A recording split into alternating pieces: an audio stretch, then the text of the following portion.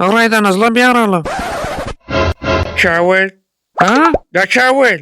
زما څه ولې پوښتنه کوې؟ هر چا چې درته ویل هغه څه پوښتنه وکړه نه کوم دماغ راخرابه. زه چې دماغ یې خراب به شي ستا سره بیا دماغ د څه و؟ استاده ته شاید نه یې خبر زما څه خورا ډېر دماغ دی. ښه وکړه چاته نه وایه. نو وایي زما د سوال جواب راکړه. پوښتنه وکړه. فکر وکړه چې د امو یو درخته ده. ښه فکر مې وکړ. بیا ځه به اول خو ګرده سوال واوره. فکر وکړه چې د امو یو درخته ده په کوم کې چې 10 کیلې دي که د هغه څخه 15 لیمبو وخورې نو څو ګلاب جامن به پاته شوي؟ وایي استاد دا بیا څنګه پوښتنه ده؟ زوی دی څنګه پوښتنه ده؟ جواب یې راکړه. استاده په هغه درخته کې 15 پټاټې پاته سوې. اوس ښه نو د امو په درخته کې بیا پټاټې د کومه رالې؟ څنګه نشي راتلی؟ ستا په درخته کې کیلې ګلاب جامن لیمبو راتلی شي پټاټې څنګه نشي راتلی؟ په درخته کې که وایي مګر استاده بیا کړله.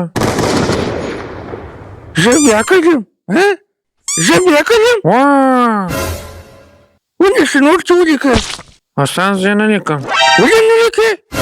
استاده بل وار چې مې نوټوئ ښه په اشتراک کوئ. څه وخت نوټوئ؟ په امتحان کې مې نوټوئ. کوم څه به ستاسو د امتحان نتیجې راورسېدې؟ ټولو په امتحان کې ټولو ښه نمبر یې ولیدې بغیر د یوه څخه. څوک دی هغه بېادبه؟ کومه دی هغه بېادبه چې زموږ د سیم نوم رابدوي؟ زوی هغه بېادبه ته یې دونه مه خنده داسې نه یې چې خندا دې هېره سي. زوی خورا پایلوټ چې نړۍ درسه جوړ شوی جوړ شوی دی نو زوی د خبرو تر مخه فکر کوه د چا سره خبرې کوې ولې کوې د څه لپاره کوې.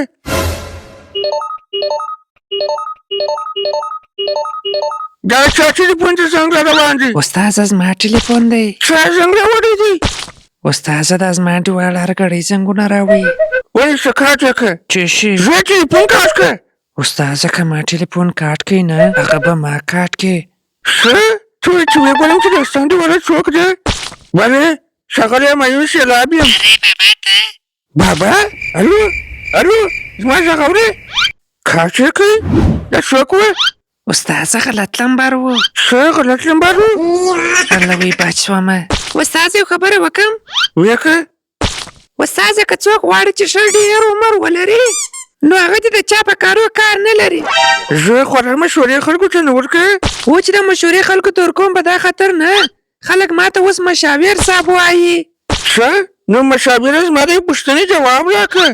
وایي وپوښته هر سوال چې پوښتې. ښه نو زوی ته داسې خبره وکړه چې مشوره ورکړې هم مشکل دی که مشوره ورنه کړې هم مشکل دی. وایي دا خو ډېر اسانه دی. ښه نو راته ووایه. داسې فکر وکړه چې په بازار کې د ټولو خلکو مخ ته ستا پرتوګ ور واخیستی. تا نه وایي ستا پوښتنه ده. په دې وخت کې که ته عزت وژغورې هم مشکل دی او که یې ونه ژغورې هم مشکل دی.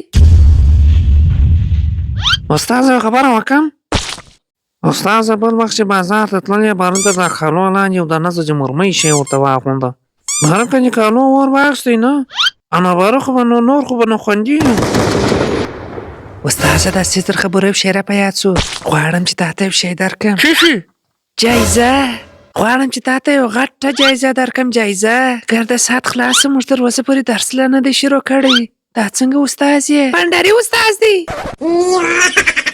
چا وویل؟ دا چا وویل؟ استاد زما وویل. زوی د غوزچینې لاندې به دې داسې چکه ووایم چې اولادونه به دې نه کاڼوي. وایي خو دې زه هم سمه. بیا ځه به ما په چکه ویې؟ یا استاد زما دا نه ویله. ما ویل چې پر مخ به دې په صابون ووهمه. استاده تر صابونه را په یاد شوه څه صابون خولې ته ور واچوه. ولې؟